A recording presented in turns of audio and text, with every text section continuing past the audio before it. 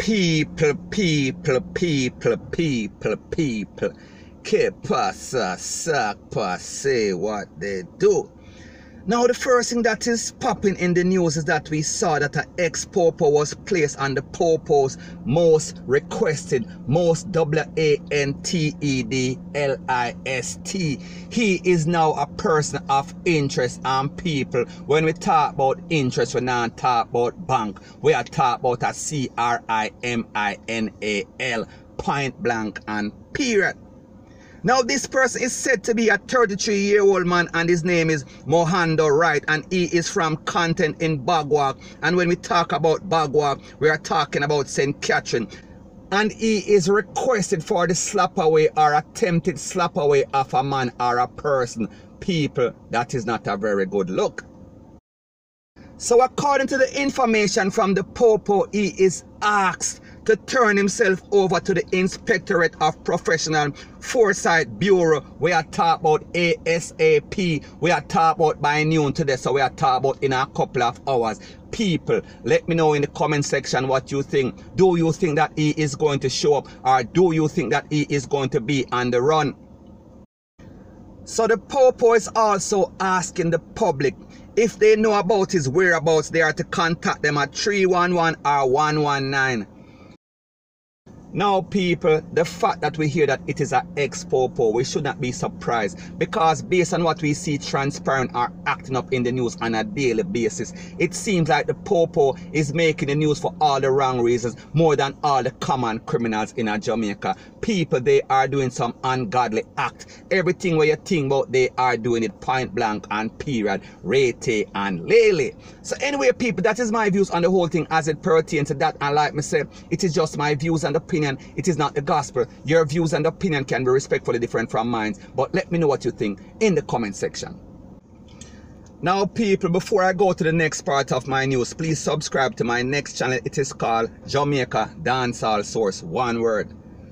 Now, the next thing that is popping in the news is that we see that the management of Busta Children's Hospital is crumbling. They are doing damage control based on an article that came out on the Gleaner, or in the Gleaner, and it said that Busta is still waiting on over $100 million fund from the Shaggy and Friends concert. So people, based upon that title, it seems like it was clickbaiting. They make it sound as if Shaggy was trying to run away with the 100+ million and don't give to the pit of them that it was earmarked for. We are speaking about the intensive care unit of the Busta Children's Hospital. So just based on the article, Shaggy said that he was hurt and he was also embarrassed. And Shaggy made it very clear, he made it abundantly clear that he felt like he was betrayed because of the fact that he went out of his way to help the people in Jamaica. We are speaking about the people them specifically.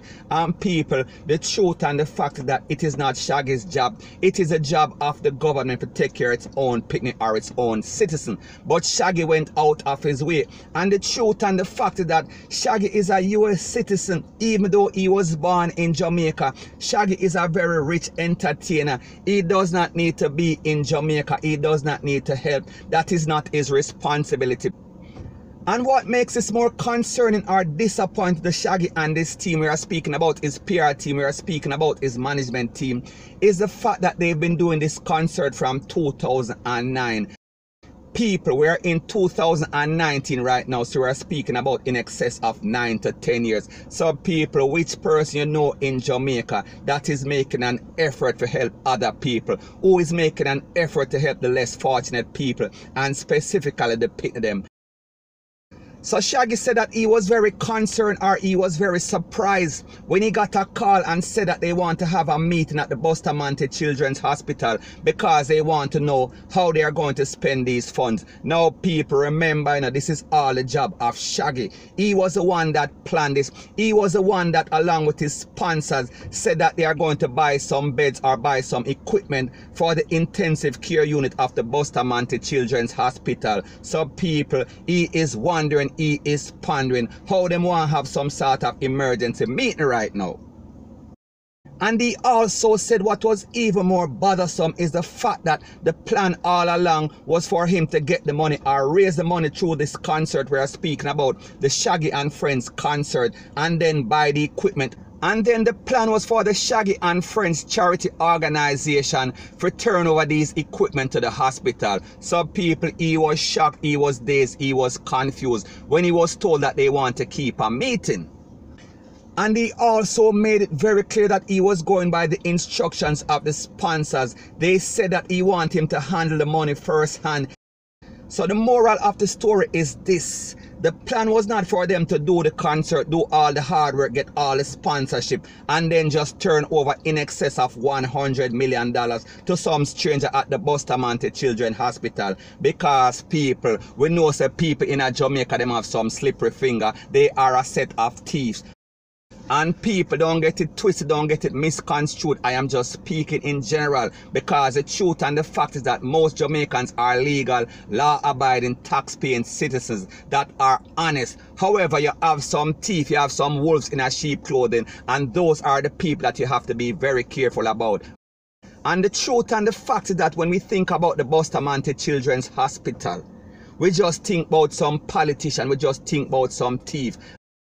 And Shaggy also made it abundantly clear that since the inception of the concert from 2009, he has not really gotten any assistance from the government. As a matter of fact, they more exploited the situation because they were overcharging him for the venue. They were overcharging him for the services that were rendered by these government officials. We are speaking about these government establishment and services. We are speaking about the KSAC, the NSWMA, Rete and Lele. They were all a set of crooks, point blank and period.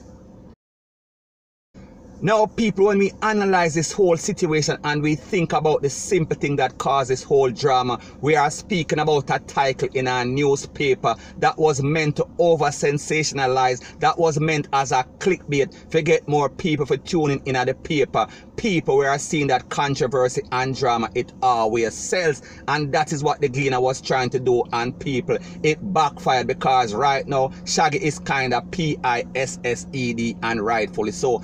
And last but not least, it also shows a level of betrayal and bad mind that exists in Jamaica. But people, like the saying goes, if you're sorry for Maga dog, him turn round and bite you. Now people, when we think about the fact that Shaggy is a global star, he has classic hit songs, and the fact that he linked up with Sting, and when we talk about Sting, I not talk about Isaiah Leng and Supreme Promotion. I am speaking about the legendary artist Sting.